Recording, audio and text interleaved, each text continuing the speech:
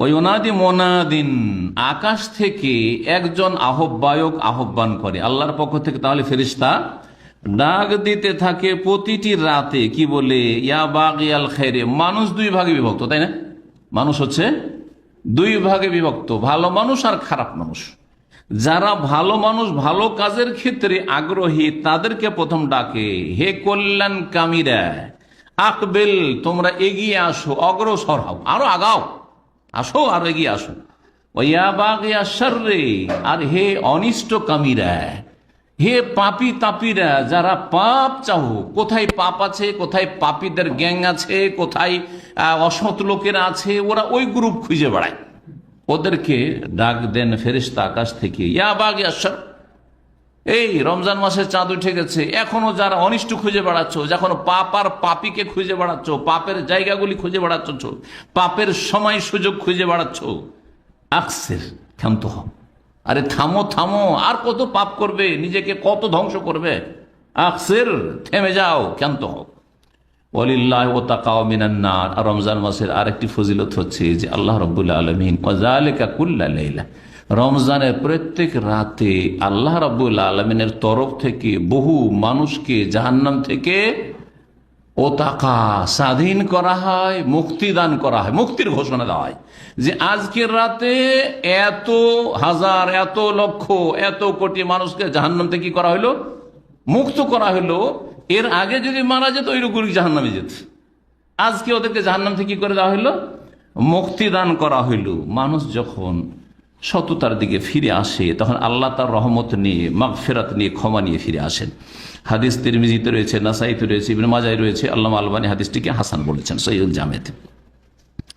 এখন রমজানের ফজিলতে দুটো হাদিস শুনলেন, সিয়ামের ফজিলত শুনলেন, সিয়াম, রোজার ফজিলত। আবু হুরায়রা রাদিয়াল্লাহু তাআলা আনহু থেকে হাদিসটি বর্ণিত, কালা রাসূলুল্লাহ সাল্লাল্লাহু আলাইহি রাসূলুল্লাহ সাল্লাল্লাহু আলাইহি ওয়াসাল্লাম বলেছেন, কাল আল্লাহু তাআলা, মহান আল্লাহ বলেন। হাদিসে মহান আল্লাহ বলেন যদি হয়তো ওই হাদিসের নাম হচ্ছে হাদিসে কুদসি। কাল আল্লাহু আযজা ওয়া জাল্লা, কুল্লু আমালি ইবনে আদম লাহু ইল্লা সিয়াম। আদম সন্তানের যতগুলি আমল আছে, কাজকর্ম আছে, সবগুলি আমল মানে ধর্মীয় আমল, দুনিয়ার কাজ না, ধর্মীয় দিনই যতগুলি আমল আছে যা আল্লাহর জন্য করে, এগুলিতে নিজের লাহু, তার একটা অংশ থাকে, তার একটা অংশ থাকে। যতই আল্লাহর জন্য করুক, তার একটা অংশ থেকে যায়। সে নিজেই রেখে দিক অথবা না রাখলেও একটা অংশ থেকে যায়। কেমন করে থাকবে এটা বুঝাচ্ছি। ইল্লা সিয়াম, তবে সিয়াম, রোজাতে মানুষের কোনো অংশ থাকে না।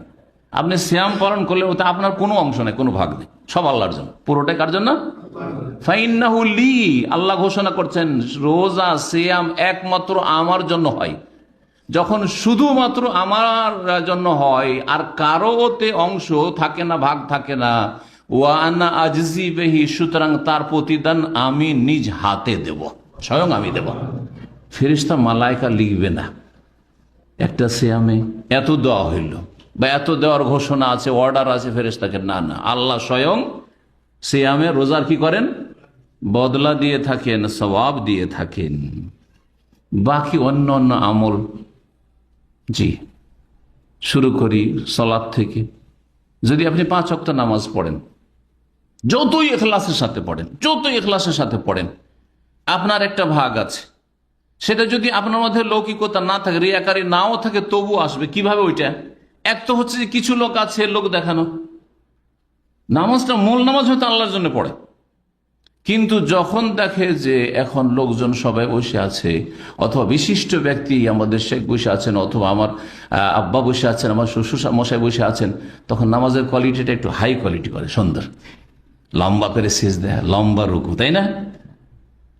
আর যখন দেখে কেউ দেখছে না, তখন দাই দাই দাই দাই রুকু সিজদা করেছে, সালাম ফিরে দিল।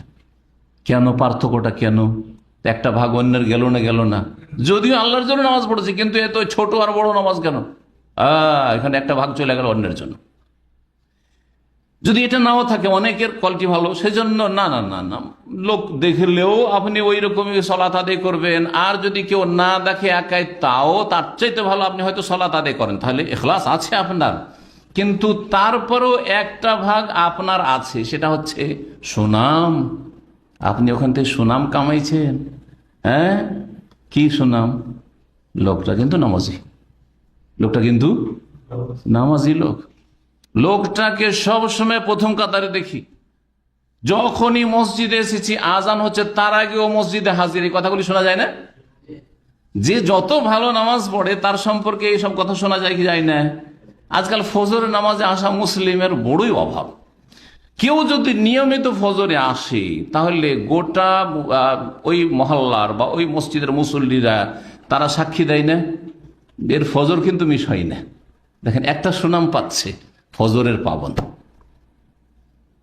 অমুককে দেখি না, কিন্তু এ তো জীবনে কোনোদিন দেখলাম না যে একদিন মিস করলো ফজর। বলে না, বলে না? তাতে একটা ভাগ তো পেয়ে গেলেন। জাকাত দিলে, যাদেরকে দিলেন তারা সুনাম করছে, যারা দেখলো বা জানলো যে আপনি জাকাত বন্টন করছেন তারা সুনাম করছে। কথা ঠিক না? তাহলে ওখানে একটা ভাগ সুনামের পেলেন। হ্যাঁ, হজ করলে, ও মাশাআল্লাহ, দেশে তো হাজী সাহেব এসছে। উমরা করলে, উমরা করে এসছে, বছরে প্রতি বছর উমরা যায়। জি, ঠিক কিনা? এতেকাফ করলে, এতে অমুক এতেকাফে বসছেন, পেল না, পেল না? কিন্তু রোজার ক্ষেত্রে অমুক রোজা করেছেন, এটা নিশ্চিত বলা যাবে? কিছুই বোঝা যাবে না। রোজা রেখেছি না পানিতে ডুব দিয়ে পানি খেয়েছি নদীতে, নাকি নির্জনে ঢুকে আমার রুমে অথবা কেউ বাথরুমে কোথাও গিয়ে যদি মনে করে যে আমি জীবনে রোজা রাখবো না আর সবার সাথে ইফতারি করব, কারো ধরার ক্ষমতা আছে? আল্লাহ ছাড়া কারো ধরার ক্ষমতা নেই, ঠিক না? কিন্তু বেনামাজির লুকাবার ক্ষমতা আছে, যে বেনামাজি বলে যে জীবনে আমি বেনামাজি প্রমাণিত হব না কিন্তু নামাজ পড়বো না, সম্ভব?